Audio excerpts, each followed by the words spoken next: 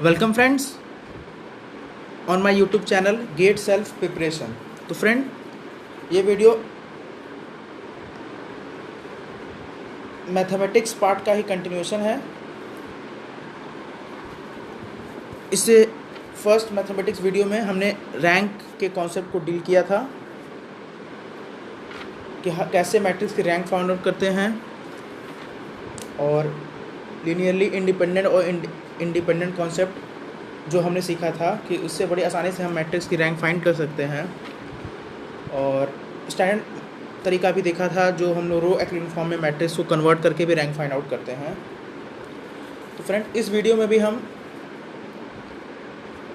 Rank का application देखेंगे कि कैसे अगर हमें कुछ सिस्टम ऑफ इक्वेशंस दी हुई हों, सिस्टम ऑफ लीनियर इक्वेशंस, तो उनको कैसे हम मैट्रिक्स के फॉर्म में रिप्रेजेंट करते हैं और कैसे रैंक को इस्तेमाल करके हम डेफिनेटली बता सकते हैं कि उस इक्वेशन का सल्यूशन एग्जिस्ट करेगा कि नहीं, उस सिस्टम ऑफ इक्वेशंस का सल्यूशन एग्जिस्ट करेगा कि नहीं। अगर एग्जिस्ट करता है तो अगर वो यूनिक सल्यूशन है कि इनफाइनाइटली मेनी सल्यूशन होगा कि नो सल्यूशन होगा। तो फ्रेंड, इससे रिलेटेड हम गेट क्वेश्चंस को सॉल्व करेंगे तीनों ही ब्रांचेस में आए हुए। तो चलिए फ्रेंड्स, स्टार्ट करते हैं अपने वीडियो को। तो फ्रेंड्स देखिए, ये एक बेसिक सा क्वेश्चन गेट EC 2015 में आया हुआ है। इसमें एक मैट्रिक्स दिया है और A transpose into A inverse का डिटर्मिनेंट फाइंड करने को कहा है। एक बहुत ही बेसिक क्वेश्चन है, इसको भी हम देखते हैं। नेक्स्ट क्वेश्चन देखिए, गेट EC 2014 में आया हुआ है कि ये एक मैट्रिक्स A है, उसका डिटर्मिनेंट दिया है, और एक मैट्रिक्स B है, उसका डिटर्मिनेंट दिया है। तो AB मैट्रिक्स का डिटर्मिनेंट कितना होगा। तो यहाँ पे ये दोनों ही क्वेश्चन मैंने डिटर्मिनेंट की प्रॉपर्टी पे ले लिया है, तो उसको भी हम देखेंगे। ये काफ़ी बेसिक होता है, बस यहाँ पे डिटर्मिनेंट की प्रॉपर्टी पता है कि नहीं वो इस क्वेश्चन में देखना है। अब देखिए फ्रेंड्स, इस क्वेश्चन में देखिए हमें सिस्टम्स ऑफ लीनियर इक्वेशंस दी हुई हैं।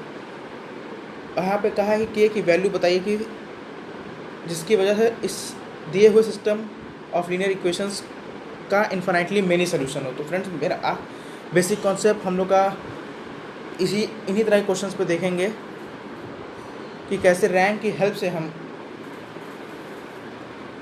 इन क्वेश्चंस को डील कर सकते हैं। तो फ्रेंड्स, अगर आपने इससे पिछला वीडियो ना देखा हो तो मैं डिस्क्रिप्शन में लिंक डाल दूंगा, आप उसको जाके देख सकते हैं। हाँ, अगर आपका रैंक का कॉन्सेप्ट अच्छा है तो आप इस तरह के कॉन्सेप्ट को डील कर पाएंगे, और आप अपनी वीडियोस में हम आइगन वैल्यूज़ और आइगन वेक्टर्स को डील करेंगे, तो वहाँ पे भी हम रैंक के कॉन्सेप्ट को यूज़ करेंगे, और लीनियरली इंडिपेंडेंट और डिपेंडेंट कॉन्सेप्ट। अगर वो कॉन्सेप्ट आपको क्लियर है तो आप बहुत ही ईजिली इन कॉन्सेप्ट को डील कर पाएंगे, क्योंकि उन्हीं का एप्लीकेशन है यहाँ पे। ठीक है फ्रेंड, देखिए गेट EC 2014 में भी same system of linear equation को एक मैट्रिक्स के फॉर्म में यहाँ रिप्रेजेंटेड है, और हमें बताना है कि इसका यूनिक सोल्यूशन है कि कोई सोल्यूशन नहीं है, एग्जैक्टली दो सोल्यूशन है इनफैक्ट। तो ये सारे कॉन्सेप्ट को आज हम देखेंगे। ठीक है फ्रेंड्स, ये देखिए सारे क्वेश्चन इसी पे हैं, और ये एक बहुत ही अच्छा क्वेश्चन डिटर्मिनेंट के ऊपर बेस्ड है। बहुत ही अच्छा क्वेश्चन गेट EC 2013 में आया हुआ था ये क्वेश्चन। चलिए फ्रेंड्स, तो हम अपने फर्स्ट क्वेश्चन को पहले सॉल्व करते हैं। वो तो बहुत ही बेसिक क्वेश्चन है डिटर्मिनेंट की प्रॉपर्टी पे। उसके बाद फिर आपको हम बताते हैं कैसे रैंक की हेल्प से सिस्टम ऑफ इक्वेशंस को सॉल्व करते हैं। तो फ्रेंड्स देखिए, पहले क्वेश्चन में हमसे क्या पूछा है। हमको एक मैट्रिक्स दिया हुआ है 2x2 का, और हमसे determinant of A transpose into A inverse. अब देखिए फ्रेंड्स, जो मैट्रिक्स दिया हुआ है अगर उसका डिटर्मिनेंट 0 नहीं है तो उसका इन्वर्स एग्जिस्ट करेगा, वो इन्वर्टिबल मैट्रिक्स होगा। तो आप देख सकते हैं वो जो मैट्रिक्स दिया हुआ है इसका अगर आप डिटर्मिनेंट निकालेंगे 2x2 का है तो इसका इन्वर्स एग्जिस्ट करेगा, क्योंकि उसका डिटर्मिनेंट नॉन जीरो है। ठीक है, इस A मैट्रिक्स का डिटर्मिनेंट कितना आएगा, सेक स्क्वायर x आएगा। ठीक है फ्रेंड्स, तो इसका मतलब A इन्वर्स एग्जिस्ट करेगा। अब इस मैट्रिक्स, अब यहाँ पे हम प्रॉपर्टी यूज़ कर सकते हैं। फ्रेंड्स, हम जानते हैं कि ट्रांसपोज मैट्रिक्स मतलब होता है रो और कॉलम को इंटरचेंज कर देना, और डिटर्मिनेंट की एक प्रॉपर्टी होती है कि है हम जब आप रो को चेंज कीजिए कॉलम से, डिटर्मिनेंट में फ़र्क नहीं पड़ने वाला है। यानी कि अगर हम डिटर्मिनेंट ऑफ A निकालें, ये बराबर होता है या तो हम डिटर्मिनेंट ऑफ A ट्रांसपोज निकालें। ठीक है फ्रेंड्स, तो हमें देखिए यहाँ पे ये एक प्रॉपर्टी पता होनी चाहिए, और दूसरी अगर मैट्रिक्स का इन्वर्स एग्जिस्ट करता है तो उस मैट्रिक्स का डिटर्मिनेंट 0 नहीं है, तो ए इन्वर्स का जो डिटर्मिनेंट होता है 1 bye determinant of A matrix. तो यहाँ पे ए इन्वर्स भी एग्जिस्ट कर रहा है और ए ट्रांसपोज हम निकाल सकते हैं। तो इन दोनों के, और एक थर्ड प्रॉपर्टी जो हम यूज़ करेंगे, ये हमसे इन दोनों ही मैट्रिक्स के प्रोडक्ट का डिटर्मिनेंट पूछा हुआ है। तो इसकी प्रॉपर्टी होती है कि अगर ए का डिटर्मिनेंट हमें पता है और बी मैट्रिक्स का डिटर्मिनेंट पता है, यहाँ पे ये इसको ए मैट्रिक्स की तरह डील कीजिए और इसको बी मैट्रिक्स की तरह।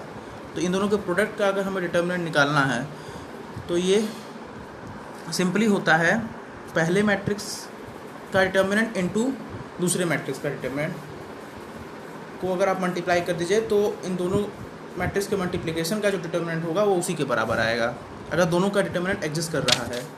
ठीक है फ्रेंड्स, तो इसका मतलब इस कॉन्सेप्ट से इस यहाँ ए ट्रांसपोज का डिटर्मिनेंट इनटू ए इन्वर्स का डिटर्मिनेंट।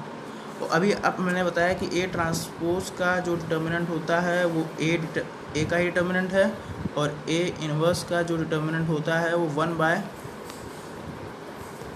अगर एग्जिस्ट कर रहा है तो 1 बाय ए का डिटर्मिनेंट। तो अगर इनके प्रोडक्ट का डिटर्मिनेंट निकालना है तो हम सीधे प्रॉपर्टी यूज़ करेंगे, determinant of A transpose into A inverse equal to, तो ए ट्रांसपोज का डिटर्मिनेंट इनटू ए इन्वर्स का डिटर्मिनेंट। तो इसका आंसर 1 आ गया फ्रेंड्स। तो देखिए, अगर आपको ये प्रॉपर्टी पता थी तो आप आसानी से इसको हार्डली 10 सेकंड में कर सकते थे। अगर नहीं था तो आप मैट्रिक्स से पहले ए ट्रांसपोज का निकालते हैं, फिर ए इन्वर्स का निकालते हैं, फिर मल्टीप्लाई करते हैं और फिर उसका निकालते हैं, तो काफ़ी समय होता लेता क्वेश्चन में, जबकि हार्डली 10 सेकंड का था अगर आपको प्रॉपर्टी पता है तो।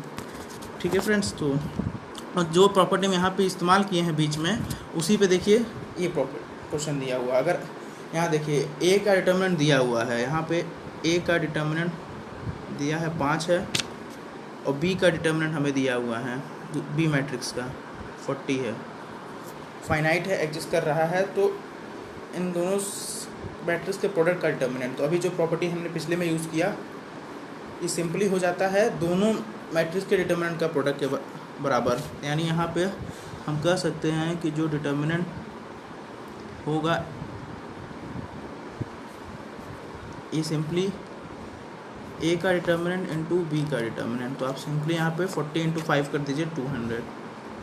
ठीक है फ्रेंड्स, तो देखिए कितने आसानी से 2 क्वेश्चन, ये सिंपल मैंने लिया था, केवल डिटर्मिनेंट की प्रॉपर्टी आपको पता है कि नहीं, वो भी कभी कभी क्वेश्चंस के रूप में फ्रेम कर देते हैं गेट वाले, तो ये अलग अलग ब्रांचेस में आ जाते हैं।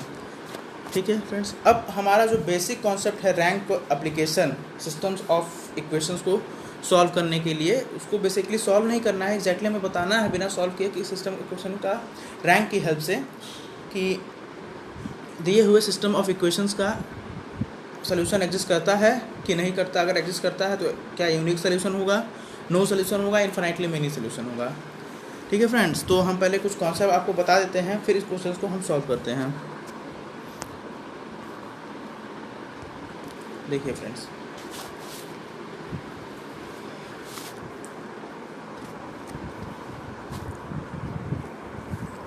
हमारे पास अगर कुछ सेट ऑफ इक्वेशंस दी हुई हैं तो उतना हम जानते हैं कि अगर सेट ऑफ लीनियर इक्वेशंस हैं तो उतना ही इंडिपेंडेंट जो वेरिएबल्स होंगे। अगर हम कहते हैं कि 2 इक्वेशन दी हैं तो अगर 2 वेरिएबल है तो हम आसानी से जानते हैं उसको सॉल्व कर सकते हैं। अब उसका सोल्यूशन एग्जिस्ट करेगा कि नहीं करेगा वो डिपेंड करता है कि वो सोल्यूशन कैसा है। देखिए, अगर हम कहते हैं कि 2x + 4 = 8 है और 3x + 6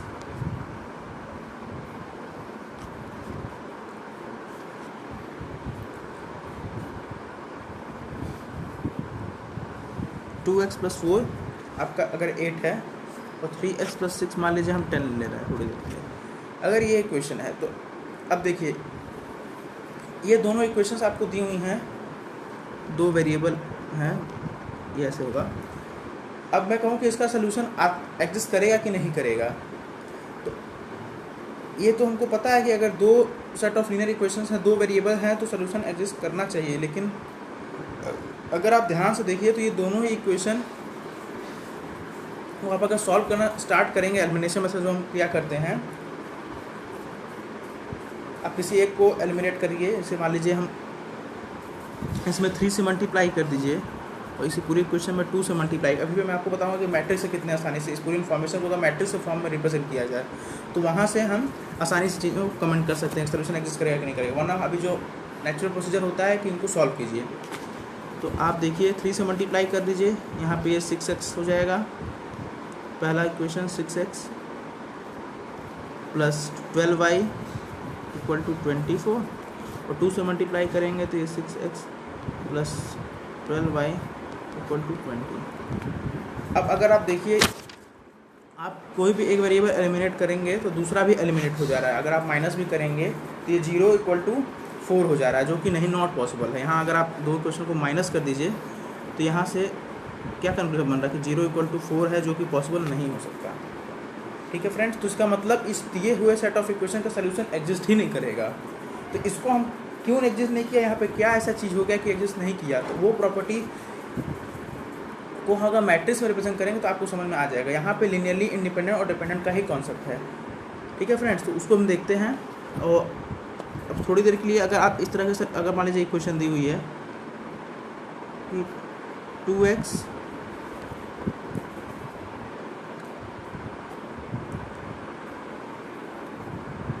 प्लस 4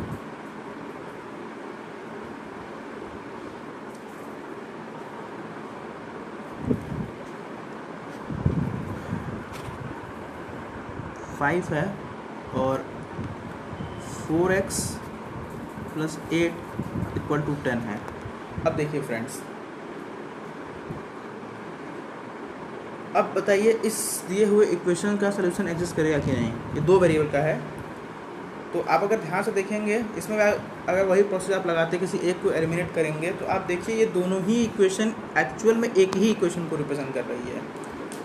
ये दोनों ही इक्वेशन एक्चुअल में आपको पूरा दोनों इक्वेशन को अगर आप फर्दर सिंप्लीफाई कर डालें ना तो ये यहाँ पे केवल एक ही इक्वेशन दी हुई है और एक इक्वेशन दो वेरिएबल में लाइन को रिप्रेजेंट करती है। और लाइन पे आप देखिए दोनों को फर्दर देखेंगे तो ये एक्चुअल में एक इक्वेशन को रिप्रेजेंट कर रही है। वो इक्वेशन कौन सी है, x plus 2y equal to 2.5। ये दोनों ही इक्वेशन एक्चुअल में इसी एक इक्वेशन को ही रिप्रेजेंट कर रही है। ये दोनों इक्वेशन अलग नहीं है, डिपेंड कर रही है इस इक्वेशन पे। कहने का मतलब ये है। अभी इसको जो मैट्रिक्स में रिप्रेजेंट करेंगे तो और क्लियर हो जाएगा फ्रेंड। तो ये केवल दो वेरिएबल में अगर एक इक्वेशन है वो सॉल्व तो हो नहीं सकता है। तो हम कहें कि इसका इन दोनों ही इक्वेशन का सोल्यूशन इन्फिनिटली मेनी है। क्यों?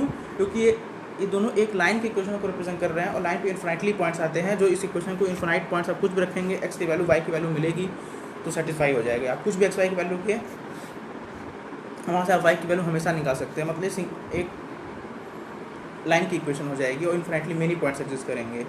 ठीक है फ्रेंड्स, तो देखिए हमारे पास कैसे क्राइटेरिया हो रहा है, या तो नो सोल्यूशन का है, या तो इन्फिनिटली मेनी सोल्यूशन का है, या तो यूनिक सोल्यूशन। कि अगर दो इक्वेशन दी रहे हैं उसको हम आसानी से सॉल्व करके वहाँ से एक्स और वाई की वैल्यू बता दें और वो यूनिक हो, मतलब केवल वही हो जो वैल्यूज एक्स वाई की जो दो इक्वेशंस को सेटिस्फाई करे। इस तरह का कई नंबर ऑफ इक्वेशंस हो सकते हैं। यहाँ तो हमने केवल दो में लिया था कि दो इक्वेशंस थी, दो वेरिएबल थे। आप तीन इक्वेशन लीजिए, तीन वेरिएबल लीजिए तो भी सारी चीज़ें हो। चार इक्वेशन लीजिए, चार वेरिएबल लीजिए। तो इन्हीं कॉन्सेप्ट को हम मैट्रिक्स से कैसे करेंगे, तो हम देखिए कोई भी इक्वेशन सेट ऑफ इक्वेशन को हम मैट्रिक्स के फॉर्म में हमेशा रिप्रेजेंट कर सकते हैं फ्रेंड्स। ठीक है, तो अगर कोई भी आपको इक्वेशन दी है तो हम उसको ax equal to b matrix के फॉर्म में ऐसे रिप्रेजेंट कर सकते हैं, जहाँ पे a कोफिशिएंट मैट्रिक्स कहलाती है। कोफिशिएंट मैट्रिक्स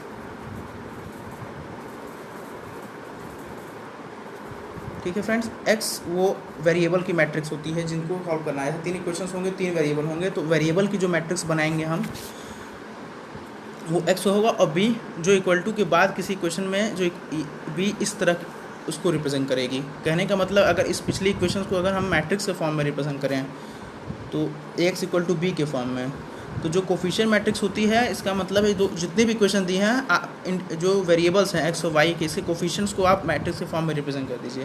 तो देखिए अब मैट्रिक्स किस ऑर्डर को बनेगा। देखिए यहाँ पे अगर दो वेरिएबल दिया है, दो इक्वेशन है, ठीक है, तो आप देखिए यहाँ पे जो दो रो बनेंगी, जैसे 2 और 4, 4 और 8। देखिए फ्रेंड्स, ठीक, इसको हम लिख सकते हैं x into Y equal to B. तो जो इक्वल टू के इस साइड है उसको बी मैट्रिक्स में चला गया, वो ए एक्स इक्वल टू बी के फॉर्म में। देखिए हमने इस इक्वेशन को रिप्रेजेंट कर दिया, इस इक्वेशन को हमें ए एक्स इक्वल टू बी के फॉर्म में रिप्रेजेंट कर दीजिए। अब आप इसको मल्टीप्लाई करके तो खोल के करेंगे, इसको ओपन करेंगे मल्टीप्लाई करके, तो भी वही इक्वेशन आ जाएगी जो ये था। ठीक है फ्रेंड्स, तो हमने देखा किसी सिस्टम ऑफ इक्वेशन को कैसे मैट्रिक्स में रिप्रेजेंट करते हैं, इसको बोलते हैं ए एक्स इक्वल टू बी। अब हम पहले चेक करेंगे कि सोल्यूशन एग्जिस्ट करता है कि नहीं। अगर यहाँ सोल्यूशन यूनिक सोल्यूशन एग्जिस्ट करेगा ना, तो आप इस सोल्यूशन को फाइंड आउट कर सकते हैं x equal to A inverse B से, अगर यूनिक सोल्यूशन है। अगर यूनिक सोल्यूशन है तो आप इसको यूज़ कर सकते हैं फ्रेंड्स। अगर यूनिक सोल्यूशन नहीं एग्जिस्ट करेगा तो आप इस तरीके से सोल्यूशन नहीं फाइंड आउट कर सकते हैं। बट अगर यूनिक सोल्यूशन एग्जिस्ट करता है तो आप इस मेथड से, मैट्रिक्स मेथड से भी आप सोल्यूशन फाइंड आउट कर सकते हैं गिवन सिस्टम ऑफ इक्वेशंस का। तो अब मैं बताता हूँ कि रैंक और लीनियरली इंडिपेंडेंट और डिपेंडेंट कॉन्सेप्ट से आप कैसे पहचान सकते हो कि वो दिया हुआ सिस्टम ऑफ इक्वेशंस का सोल्यूशन एग्जिस्ट करेगा कि नहीं। तो 3 क्राइटेरिया हो गया, या तो एग्जिस्ट करेगा, तो अगर सोल्यूशन एग्जिस्ट करता है तो उसको बोलते हैं, ठीक है, सोल्यूशन एग्जिस्ट। अगर सोल्यूशन एग्जिस्ट करता है तो हम बोलते हैं कि दिया हुआ सिस्टम ऑफ इक्वेशन कंसिस्टेंट है। कंसिस्टेंट, ये वर्ड भी काफ़ी यूज़ करते हैं गेट एग्जामिनेशन में। और इफ़ नो सोल्यूशन, अगर कोई सोल्यूशन नहीं है तभी हम बोलेंगे दिया हुआ सिस्टम ऑफ इक्वेशन इनकंसिस्टेंट है, इनकंसिस्टेंट है। अदरवाइज अगर एक भी सोल्यूशन, चाहे वो यूनिक हो चाहे इनफाइनाइटली मेनी सोल्यूशन, दोनों ही क्राइटेरिया आता है कंसिस्टेंट में। अगर दिया हुआ सिस्टम ऑफ इक्वेशन कोई सोल्यूशन नहीं, तभी हम बोलेंगे वो दिया हुआ सिस्टम ऑफ इक्वेशन जो है वो इनकंसिस्टेंट है। अब देखिए, आप एक मैट्रिक्स को कंसीडर कीजिए 1 - 2। पहले मैं आपको सोल्यूशन, एक मिनट रुकिए, पहले इक्वेशन देखिए और कैसे उसको हम रिलेट करते हैं। मेरे पास एक सोल्यूशन इक्वेशन दिया हुआ x - 2y + 3z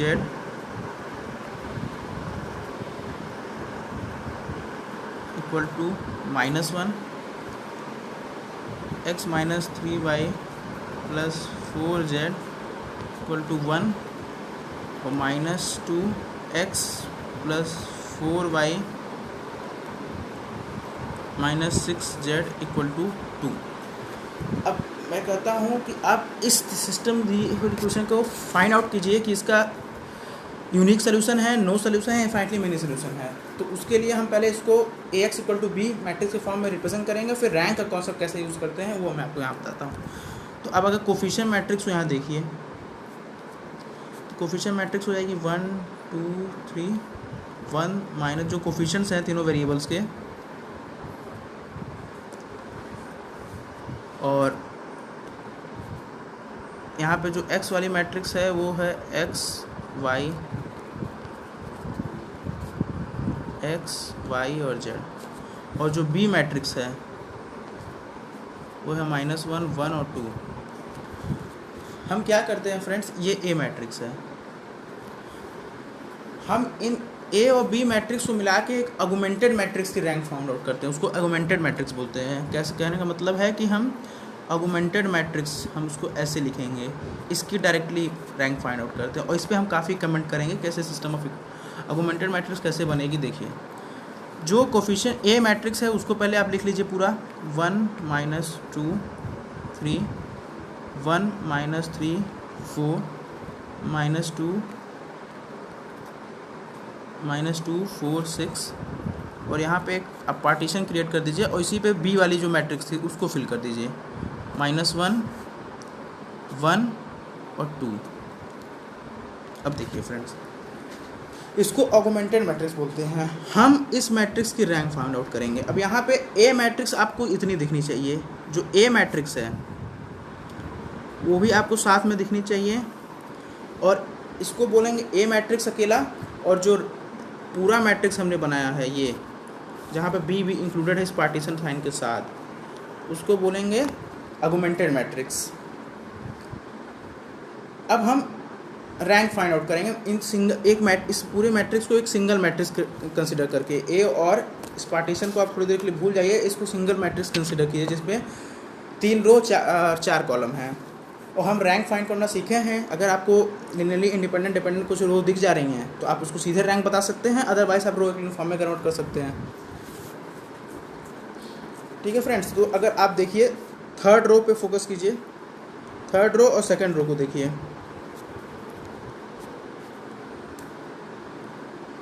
third row और सेकंड रो देखिए, ए में भी, और आप एक साथ ए में भी देखिए और ए बी में भी देखिए। पहले एक बार पूरी मैट्रिक्स में देखिए, इसमें 1 -3 4 1 और -2 4 6 2। अब देखिए जो थर्ड रो है वो लिनियरली डिपेंड कर रही है सेकंड रो पे। देखिए अगर आप सेकंड रो के हर एक एलिमेंट को -2 से मल्टीप्लाई कर दीजिए, आपको थर्ड रो का एलिमेंट मिल जाएगा।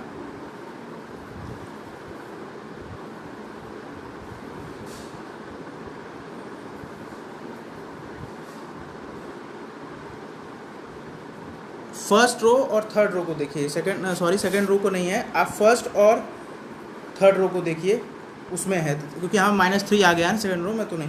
आप फर्स्ट और थर्ड में देखिए, वहाँ पे है, यानी थर्ड रो लिनियरली डिपेंड करिए फर्स्ट रो पे। तो आप अगर पहले रो के सारे एलिमेंट को -2 से मल्टीप्लाई कर दीजिए, आपको थर्ड रो के सारे एलिमेंट मिलेंगे। देखिए 1 में -2 से करेंगे -2 में -2 से मल्टीप्लाई करेंगे 4, 3 में मल्टीप्लाई करेंगे -2 से, तो ये -6 था एक्चुअल में। ठीक है फ्रेंड्स, और -1 में 2 से मल्टीप्लाई करेंगे -2 से, तो 2 आ गया। तो आप कह सकते हैं कि पूरी ए बी मैट्रिक्स का जो रैंक है यहाँ से, अब अगर आपको लिनियरली डिपेंडेंट और इंडिपेंडेंट कॉन्सेप्ट पता था तो आप आसानी से देखिए रैंक निकाल सकते हैं, वो 2 होगा। ठीक है, और आप केवल ए मैट्रिक्स का रैंक फाइंड कीजिए, केवल ए मैट्रिक्स का, उसमें भी देखेंगे तो वही एलिमेंट्स मौजूद हैं। तो आप पहला और तीसरा अभी भी लिनियरली डिपेंड कर रहा है, तो थर्ड रो पहले पे डिपेंड कर रहा है, तो ए की रैंक भी 2 है यहाँ पे। तो हम प्रोसीजर क्या करते हैं, दिए हुए सेट ऑफ इक्वेशंस को, जो भी सेट ऑफ इक्वेशंस हमें दी रहेंगी, उसको हम एक ऑगमेंटेड मैट्रिक्स के फॉर्म में लिखते हैं, फिर ए बी की रैंक फाइंड आउट करते हैं और ए की रैंक, दोनों को आपको साथ में देखना होता है।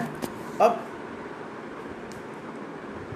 अगर ए की रैंक और ए बी की रैंक, मतलब ए मैट्रिक्स की रैंक और ऑगमेंटेड मैट्रिक्स की रैंक सेम हो जाए, देखिए इस केस में सेम है, तो हम कहते हैं कि इस जो सिस्टम ऑफ इक्वेशंस हैं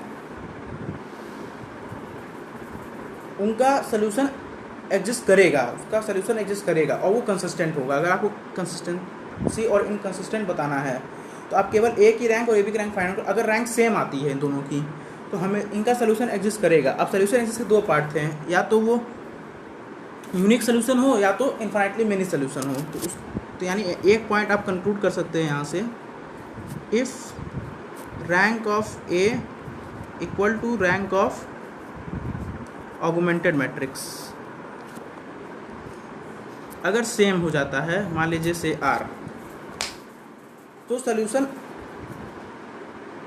एग्जिस्ट करेगा और ये जो इक्वेशन होगा वो कंसिस्टेंट होगा।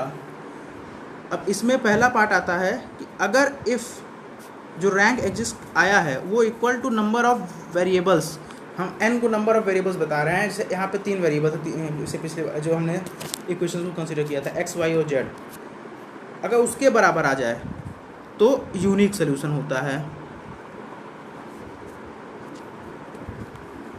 ठीक है friends, if r less than n है, r मतलब a की रैंक और a b की रैंक अगर सेम है बट नंबर ऑफ वेरिएबल से कम है, तो हम कहेंगे infinitely many solution, infinitely many solution. ठीक है फ्रेंड्स, तो इससे ये पता चल गया कि अगर a की रैंक और a b की, बस आपको देखिए रैंक का एप्लीकेशन यहाँ पे था। अगर आप रैंक निकालना सीखें लिनियर डिपेंडेंट इंडिपेंडेंट कॉन्सेप्ट से या आप डायरेक्टली मेथड से रो क्लीन फॉर्म से, आप a की रैंक और a b की रैंक एक साथ देखिए, अगर रैंक बराबर आ जाता है और तो सल्यूशन होगा। अब हमको बताना यूनिक होगा कि इन्फाइनाइटली मेनी होगा। अगर नंबर ऑफ वेरिएबल्स n मतलब नंबर ऑफ वेरिएबल्स है उसके बराबर हो गया तो यूनिक सल्यूशन। अगर वो नंबर ऑफ वेरिएबल्स से कम है रैंक, लेकिन दोनों a और a b की रैंक बराबर है, तो इन्फाइनाइटली मेनी सल्यूशन। और नो सल्यूशन के लिए सिंपल है कि if rank of a not equal to rank of A B, simple है। अगर ए की रैंक से ऑगमेंटेड मैट्रिक्स का आप रैंक निकालने और वही बराबर नहीं आ रहा है तो no solution, then no solution. बस इतना सा कॉन्सेप्ट भर है इसमें। अब चलिए हम इसको इम्प्लीमेंट करते हैं एक जो हमारा गेट क्वेश्चन था उसके थ्रू। देखिए, कंसीडर सिस्टम ऑफ इक्वेशन, और यहाँ हमसे थोड़ा सा ट्विस्ट करके बोला है कि वैल्यू ऑफ के for which system has infinitely many solution. यहाँ हमें एक के की वैल्यू फाइंड आउट करनी है, बट इस तरीके से फाइंड आउट करनी है कि जो सिस्टम ऑफ इक्वेशंस है इसका सोल्यूशन क्या हो जाए, इन्फिनाइटली मेनी हो। इन्फिनाइटली मेनी का मतलब हुआ कि अगर आप ए की रैंक फाइंड आउट कीजिए, ए बी की रैंक फाइंड आउट कीजिए, तो उसमें के आएगा, मतलब मैट्रिक्स में के आएगा एक अननोन। उससे आप रैंक अगर दोनों की बराबर इक्वेट कर देते हैं और वो नंबर ऑफ वेरिएबल्स से कम आ जाती है, बराबर आए और नंबर ऑफ इंडिपेंडेंट यहाँ पे वेरिएबल कितने हैं, 3 हैं, एक्स वाई और जेड, उससे कम आ गए तो इन्फिनिटली मेनी सोल्यूशन है। अगर हम इस सिस्टम ऑफ इक्वेशन को मैट्रिक्स के फॉर्म में रिप्रेजेंट करें, हमें देखिए जो इक्वेशन दिया था उसी को हमने एग्जाम्पल में बनाया था। यहाँ पे क्या करा है कि x minus 2y plus 3z equal to -1, x minus 3y plus 4z equal to 1 और -2x plus 4y minus 6z equal to के। हमसे पूछा है कि के की ऐसी वैल्यू बताइए कि दिए हुए set of system of linear equations का सोल्यूशन इन्फिनिटली मेनी हो। तो हम क्या करेंगे, हम सीधे ऑगमेंटेड मैट्रिक्स बनाएंगे और उससे रैंक फाइंड आउट करेंगे। तो आप यहाँ पे 1 माइनस 2 और 3, 1 माइनस 3 और 4, -2 4 और -6, यहाँ पे है -1 1 और के। अब देखिए फ्रेंड्स, हमारा मेन एम क्या होना चाहिए, इन्फिनिटली मेनी का। वहाँ पे हिंट दे दिया है इन्फिनिटली मेनी, इसका मतलब हमें ए की रैंक और ए बी की रैंक 2 चाहिए, क्योंकि नंबर ऑफ वेरिएबल से कम होगा। यहाँ नंबर ऑफ वेरिएबल 3 है, यहाँ पे n इक्वल टू 3 है, और हमें r यानी जो ए की रैंक है और ए बी की रैंक है वो हमें इन्फिनिटली मेनी सोल्यूशन होने के लिए सेम होना चाहिए, बट n से कम होना चाहिए। तो या तो हम 2 निकाल लें या तो 1 निकाल लें। ठीक है फ्रेंड्स, तो आप अगर ध्यान से देखिए तो हमको फर्स्ट रो और थर्ड रो पे आप लिनियरली डिपेंडेंट कॉन्सेप्ट बता सकते हैं, क्योंकि अगर आपको ए के तो सारे एलिमेंट्स पता है ना, तो हमें ए की रैंक ही ए बी की रैंक बराबर करनी होती है। तो अगर आप ए को ही केवल कंसिडर किए, ए वाली मैट्रिक्स, तो आप देखिए पहले रो के सारे एलिमेंट को अगर -2 से मल्टीप्लाई करें थर्ड रो के एलिमेंट मिलते हैं। तो ए की रैंक तो 2 पक्का है, हमें ए बी की रैंक अगर 2 कर दें, इसका मतलब अगर के की वैल्यू भी -1 में 2 से मल्टीप्लाई करके आ जाए, अगर आप पूरे मैट्रिक्स को कंसीडर करते हुए चलिए, तो हम कह सकते हैं कि के की वैल्यू अगर यहाँ पे -2 से मल्टीप्लाई करके आ रही है, यानी अगर के की वैल्यू -1 इंटू -2, यानी अगर हम के की वैल्यू 2 रख दें तो इस ए बी की रैंक भी 2 आ जाएगी और ए की रैंक तो 2 है ही। ठीक है, और दोनों ही नंबर ऑफ इंडिपेंडेंट वेरिएबल से कम है, 2 लेस देन 3 है। तो हम कह सकते हैं कि इन्फिनिटली मेनी सोल्यूशन एडजस्ट कराने के लिए के की वैल्यू को 2 होना होगा। तो देखा फ्रेंड्स, अगर हमें कॉन्सेप्ट ये पता था और रैंक को लिनियरली डिपेंडेंट और इंडिपेंडेंट कॉन्सेप्ट से निकालना आता है, तो आप तुरंत इस क्वेश्चन को सॉल्व करिए। अदरवाइज क्या करना होता, पूरा रो क्लीन फॉर्म में कन्वर्ट करना होता, फिर वहाँ से हम रैंक को फाइंड आउट करते हैं। तो लेकिन हमें क्लियरली दिख रहा है ना, हमें ये तो कंडीशन पता चल गई थी कि इन्फिनिटली मेनी सोल्यूशन होने के लिए पहले तो ये कंडीशन हमेशा फुलफिल करना है कि ए की रैंक ए बी की रैंक के बराबर, अगर नहीं बराबर तब तो नो सोल्यूशन है, लेकिन अगर बराबर उस क्वेश्चन का इन्फिनिटली मेनी सोल्यूशन यानी ए की रैंक ए बी की रैंक बराबर होनी है, और इन्फिनिटली मेनी सोल्यूशन के लिए आर को एन से कम होना है।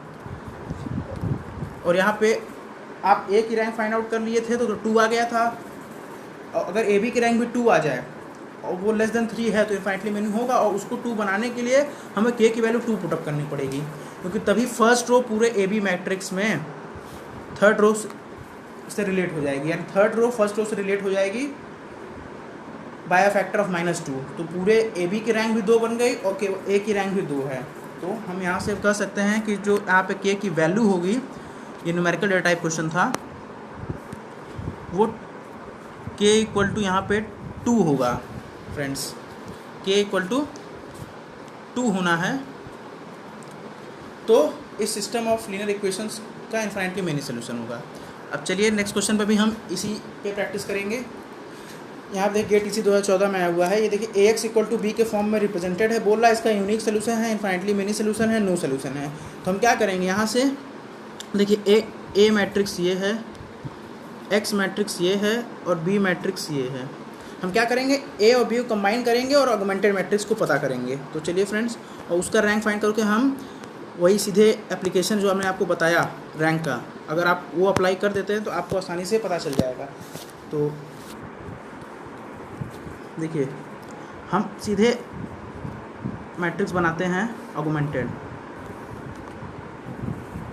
2 1 और 3, 3 0 1 1 2 और 5, और यहाँ पे है 5 -4 और 14।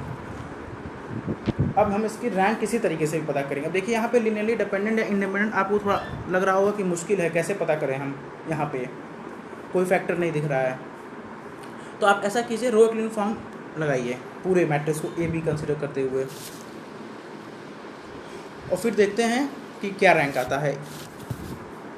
अगर दोनों की रैंक सेम आ गई और नंबर ऑफ वेरिएबल इस केस में भी 3 थे, अगर उसके बराबर आ गई तो यूनिक सोल्यूशन। अगर दोनों के रैंक सेम है लेकिन नंबर वेरिएबल से कम है तो इन्फाइनाइटली मेनी सोल्यूशन। अगर A और AB के रैंक सेम आ ही नहीं रहे हैं तो नो सोल्यूशन। तो हम देखिए इस पर आपको इसको हम रो एक्लिन फॉर्म से बता दें ताकि आपको उस पर भी क्लैरिटी आ जाएगा। अगर कन्वेंशनल तरीका करना हो तो कैसे करेंगे।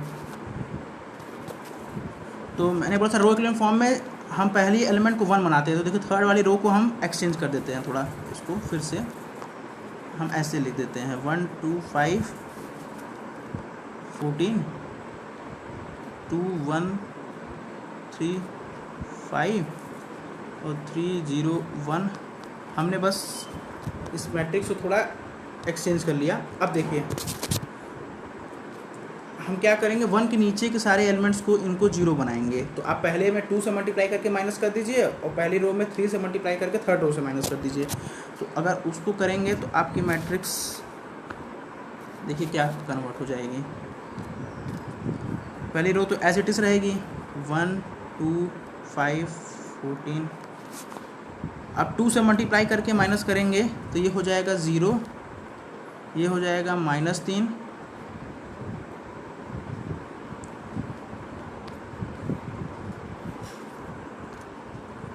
से मल्टीप्लाई करके इसमें माइनस कर देंगे, हो जाएगा -3, ये हो गया -7, ये हो गया -23। और आप 3 से मल्टीप्लाई करके माइनस कर दे थर्ड रो से तो ये हो गया 0, -6, -14 और -46। अब देखिए फ्रेंड्स, आपको एक रिलेशन यहाँ से दिख रहा होगा।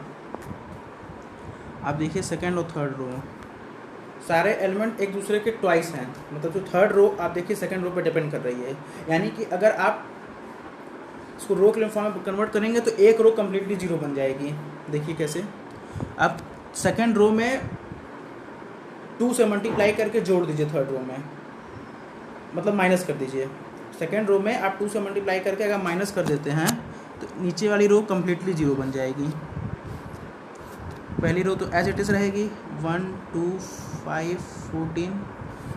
हम सेकेंड रो में ऑपरेशन कर रहे हैं तो वो भी एज इट इज़ रहने वाली है। और हम क्या कर रहे हैं, हम कौन सा ऑपरेशन परफॉर्म करेंगे, हम R3 minus twice of R2 आप करेंगे, देखेंगे ये पूरी रो 0 हो गई। और रो एक्लिन फॉर्म में अगर कोई भी एक रो 0 हो गई तो जितने नंबर ऑफ नॉन जीरो रोज है वो रैंक को बताएंगे। तो देखिए आप केवल अगर ए मैट्रिक्स पे फोकस करेंगे तो रैंक 2 है, ए की रैंक 2 है। अगर आप कंप्लीट मैट्रिक्स पे फोकस करेंगे तो भी ऑगमेंटेड मैट्रिक्स की रैंक 2 है। और नंबर ऑफ़ वेरिएबल्स केस में 3 थे। आर की वैल्यू देखिए दोनों सेम आया है तो आर 2 है जो कि लेस देन 3 है।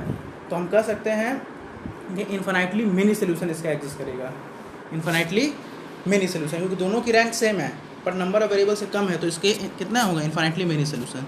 तो इसका जो आंसर होगा वो इन्फिनाइटली मिनी सोल्यूशन होगा। तो ठीक है, देखिए एक ही कॉन्सेप्ट पे हम सारे क्वेश्चंस को रिलेट करते चले जा रहे हैं। अब देखिए गेट इस 2011 में ये भी बहुत अच्छा वेरिएशन है इसी कॉन्सेप्ट पे।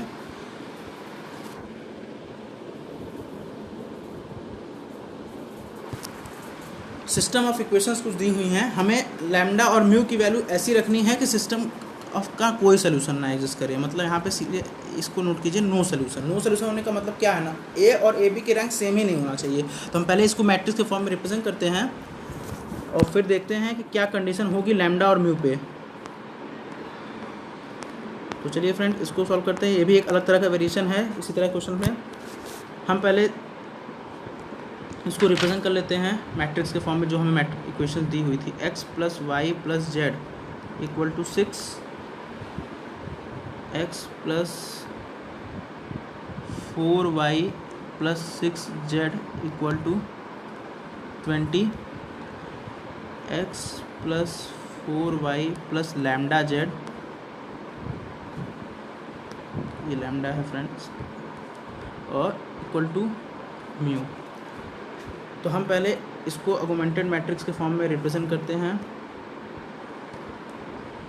अब देखिए यहाँ पे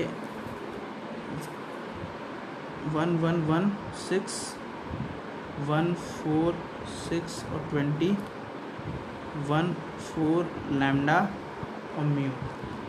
अब फ्रेंड देखिए बहुत आसानी से आप देख सकते हैं, अगर आप केवल सेकेंड रो और थर्ड रो पे फोकस कीजिए, तो अगर आप केवल ए मैट्रिक्स को देखिए, क्योंकि हमें बोला है नो सोल्यूशन। नो सोल्यूशन क्या है, ए की रैंक्स और ए बी की रैंक बस सेम नहीं होनी चाहिए। तो आप देखिए आपको ए मैट्रिक्स तो हमेशा क्लियरली दिखती है। तो आप देखिए अगर हम लैम्डा की वैल्यू 6 पुटअप करते हैं तो सेकेंड रो और थर्ड रो ए मैट्रिक्स के अंदर पूरी तरह आइडेंटिकल हो जाएगी। तो हम कह सकते हैं ए की रैंक 2 हो जाएगी। ठीक है, अगर हम लैम्डा इक्वल टू 6 रख देते हैं, इफ़ लैम्डा इक्वल टू 6 है तो 2 रो आइडेंटिकल हो जाएंगी। तो यहाँ पे केवल 2 ही हैं लीनियरली इंडिपेंडेंट, तो रैंक 2 हो जाएगी।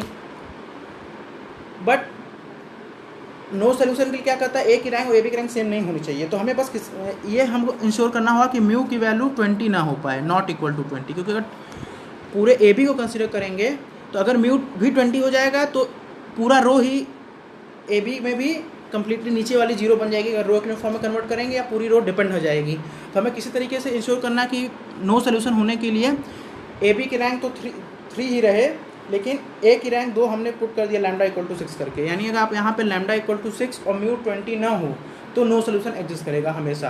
क्योंकि लैम्डा 6 कर देंगे तो ए की रैंक तो 2 हो जाएगी, लेकिन अगर आप 20 नहीं रखेंगे और लैम्डा 6 रख भी दीजिए तो ए बी की रैंक 3 ही रहेगी, 2 नहीं आएगी। ठीक है फ्रेंड्स, आप कोई भी ऑपरेशन कर लेंगे, एक अगर आप 20 नहीं रखेंगे म्यू को तो आप रो इक्विलिब्रियम फॉर्म में लगा डालिए, कोई भी रो आप कंप्लीट 0 नहीं कर पाएंगे। यानी ए बी में ऑगमेंटेड मैट्रिक्स में ए बी में तो उसकी रैंक कभी 2 आएगी ही नहीं। और हमें नो सोल्यूशन के लिए दोनों की रैंक इक्वल नहीं करना है बस। यानी नो सोल्यूशन के लिए लैम्डा 6 और म्यू 20 नहीं होना चाहिए। आइए देखते हैं ऑप्शन में क्या है। तो नो सोल्यूशन के लिए लैम्डा 6 और म्यू 20 नहीं होना चाहिए। लैम्डा इक्वल टू 6 होना चाहिए लेकिन म्यू 20 नहीं होना चाहिए। ठीक है फ्रेंड्स, अब चलिए next question, system of linear equation. देखिए यहाँ पे 2 ही वेरिएबल हैं, 2 सेट ऑफ इक्वेशन है, बताना है कि ये नॉन सोल्यूशन है, यूनिक सोल्यूशन है, इन्फिनिटली मेनी सोल्यूशन है। तो चलिए इसको भी सॉल्व करते हैं। बस आप जैसे ही इक्वेशन को रिप्रेजेंट कर पाएँ, यहाँ पे हमें जो दिया था 4x plus 2y equal to 7,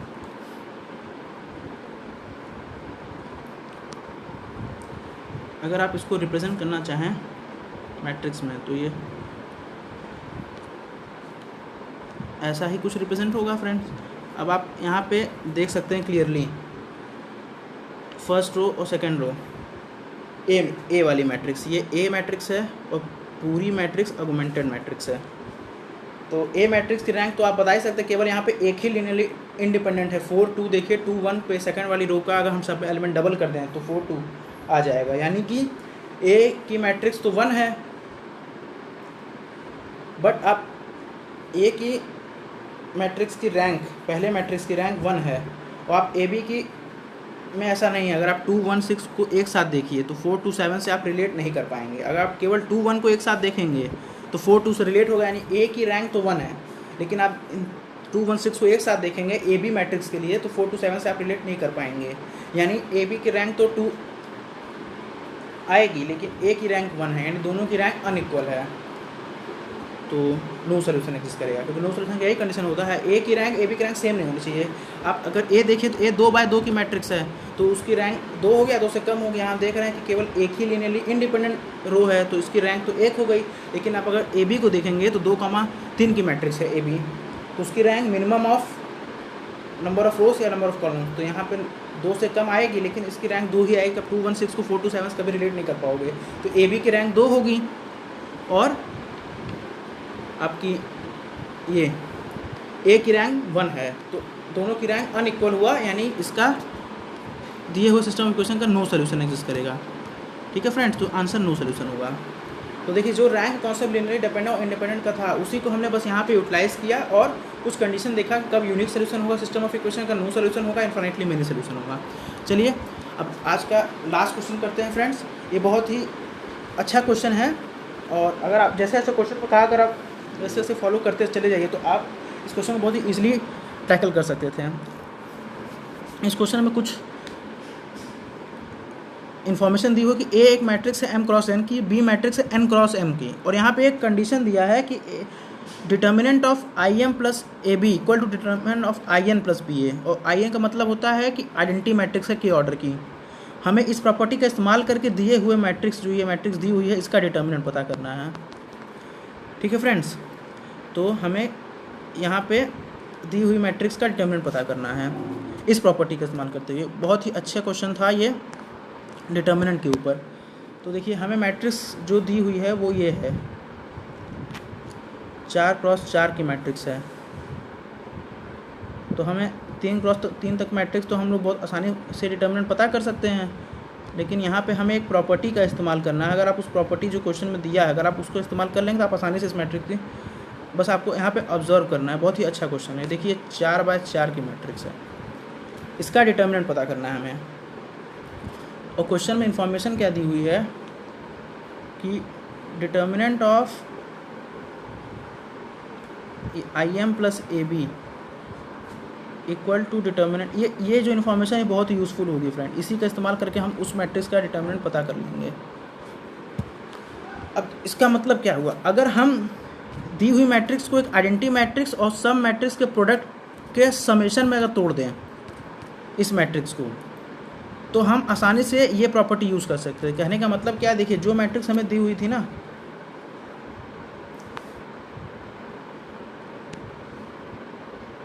दो 1 1 1 1 2 1 1 1 1 2 1, हमको इसको किसी तरीके से आइडेंटिटी मैट्रिक्स के सम के टर्म मिलाना। आप जानते हैं 4x4 क्रॉस की मैट्रिक्स है, तो इसको हम ऐसे कुछ लिख सकते हैं। देखिए अगर हम एक आइडेंटिटी मैट्रिक्स 4x4 की कंसिडर कर लें,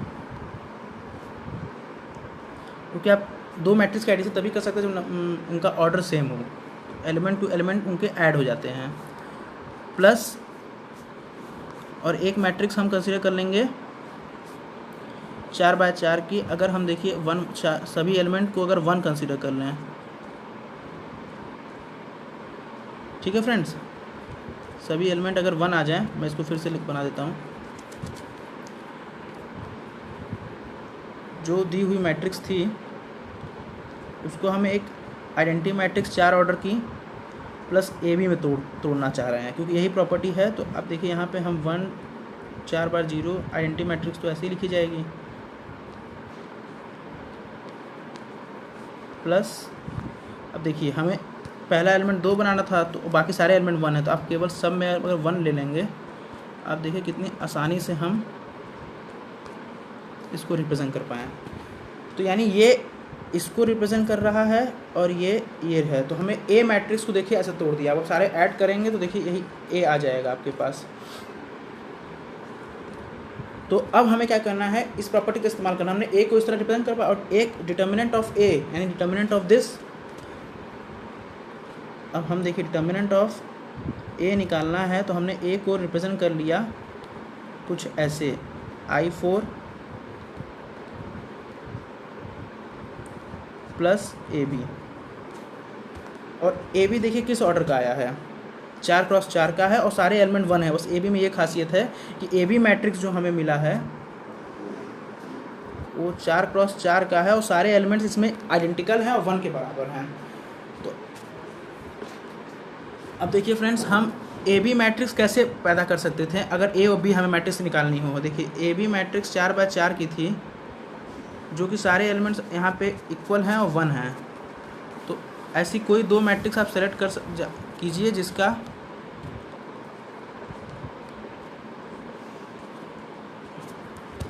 सारे एलिमेंट्स 1 हो। तो आप देखिए हम ए क्या चॉइस रख सकते हैं ए और बी की। तो देखिए अगर हम ए को एक ऐसा मैट्रिक्स कंसीडर कर लें और बी को एक कुछ ऐसा मैट्रिक्स कंसीडर कर लें। ए कैसा है, इसमें 4 रो 1 कॉलम है, तो ए 4x1 का मैट्रिक्स है। और बी में क्या है, बी कैसा है, 1 रो 4 कॉलम है, यानी 1x4 का। तो आप देखिए इनको मल्टीप्लाई करेंगे तो ये मल्टीप्लिकेशन वाले प्रॉपर्टी को भी फुलफिल कर रहे हैं कि जितने नंबर ऑफ यहाँ पे कॉलम उतनी नंबर ऑफ सेकंड रो हैं, तो हम इनको मल्टीप्लाई कर सकते हैं। यानी कहने का मतलब है कि ए बी जो 4x4 का आया था, तो अगर हम ए कुछ ऐसा सेलेक्ट कर लिए हैं इनटू ये, तो 4x1 का है और 1x4 का मल्टीप्लाई करेंगे तो 4x4 का आ जाएगा फ्रेंड्स। उसको मल्टीप्लाई करेंगे तो ए बी में सारे एलिमेंट 1 1 के ही हो जाएंगे। ये यूज़फुल प्रॉपर्टी यहाँ पे। और हमसे पूछा क्या है, तो आप देखिए बी मैट्रिक्स ये हो गई, ये बी है मैट्रिक्स और ये अकेला ए मैट्रिक्स है फ्रेंड्स। अब देखिए हमसे हमने जो दी हुई मैट्रिक्स थी, ओरिजिनल मैट्रिक्स जो थी, आप उसको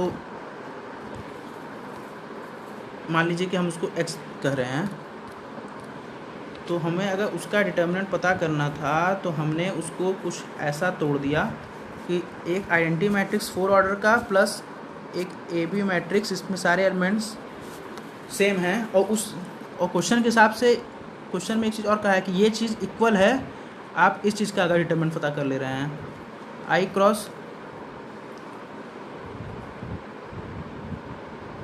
एन प्लस बी ए, ये क्वेश्चन में गिवन है फ्रेंड। आप देखिए क्वेश्चन में ये चीज़ गिवन है,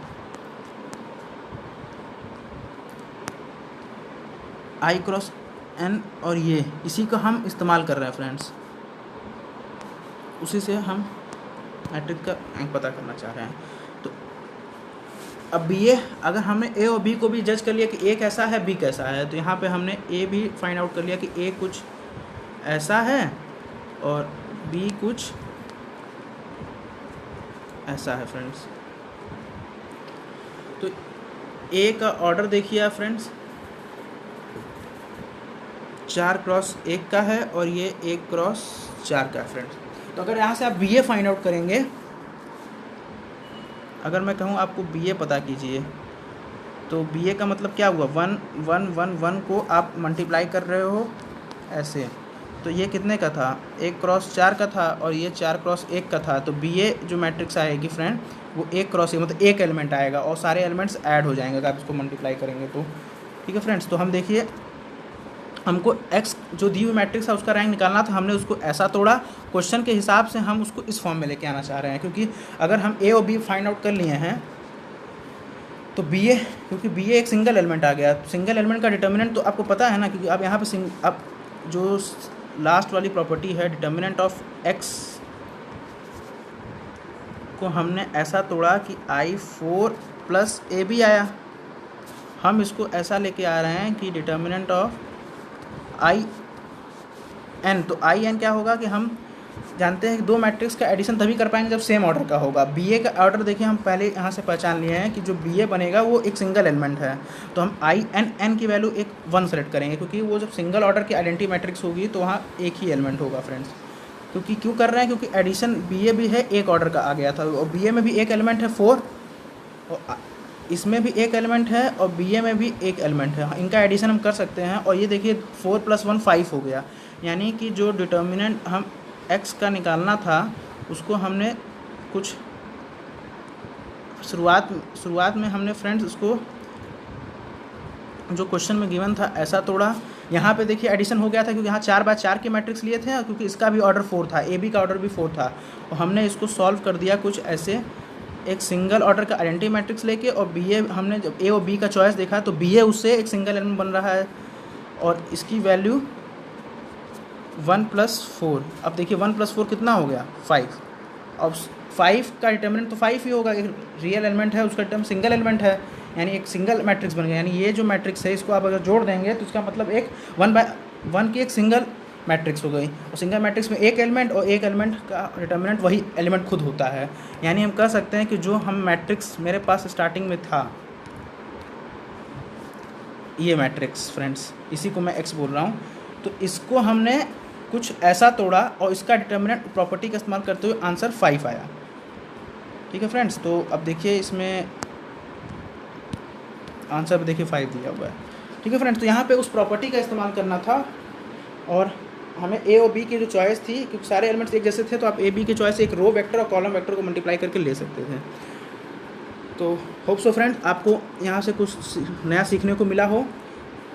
तो फिर फ्रेंड्स हम अपने अपकमिंग वीडियोस में नए कॉन्सेप्ट और नए सब्जेक्ट के साथ आपके सामने आते हैं। तब तक के लिए आप मेरे चैनल को लाइक कीजिए, सब्सक्राइब कीजिए, शेयर कीजिए और नोटिफिकेशन बेल को प्रेस कर दीजिए ताकि आपको नोटिफिकेशन मिलती रहे।